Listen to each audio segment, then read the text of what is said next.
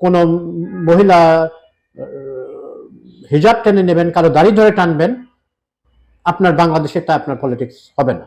এটা ভালো কি মন্দ ওই জাজমেন্টেই যাচ্ছে না, হবে না। কিন্তু সবাই কি ইসলামপন্থী যারা ভোট দিয়েছেন? না। যারা ব্যক্তিগত জীবনে ধর্মচর্চা করেন না তাদেরও অনেকে ইসলামিক ছাত্র শিবিরে বা ইসলামিক ছাত্র শিবিরের নেতৃত্বাধীন প্যানেলগুলোতে ভোট দিয়েছেন। ওনারা দেখেছেন মোটের উপরে ইসলামিক ছাত্র শিবিরের যারা আছেন নেতা নেত্রী, ওনাদের ইসলামিক ছাত্রী সংস্থা, তাদের যে উইমেন্স উইং, মেয়েদের যে উইংটা, ওনাদের আচার আচরণ ব্যবহার অনেক ভালো তুলনামূলকভাবে। এই রক কাটা ছাত্র শিবির এরকম প্রচার হালে পানি পায় নাই। এবং আমি দেখেছি যে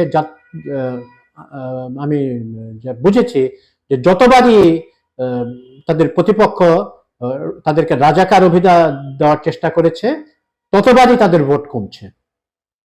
যতবার উচ্চারণ করছে ততবারই 2-4টা ভোট তাদের কমেছে। বোঝা যায়।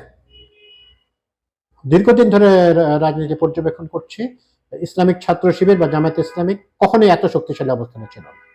তাদের ব্যবহার আচরণ ভালো। মহিলারা বলছেন যে কখনোই ছাত্রলীগ বা ছাত্র দল যেভাবে তাদের তো যে মাসলম্যানরা যেভাবে নারী নিগ্রহের সাথে জড়িত থাকতো, ইসলামিক ছাত্র শিবিরের বিরুদ্ধে এরকম কোন রকম অভিযোগ নাই। ক্যাম্পাসে চাঁদাবাজিতে তাদের কোনো অভিযোগ নাই।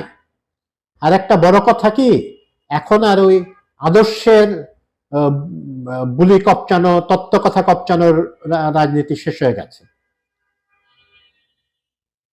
তারা কাজ দেখবে ছাত্রছাত্রীরা,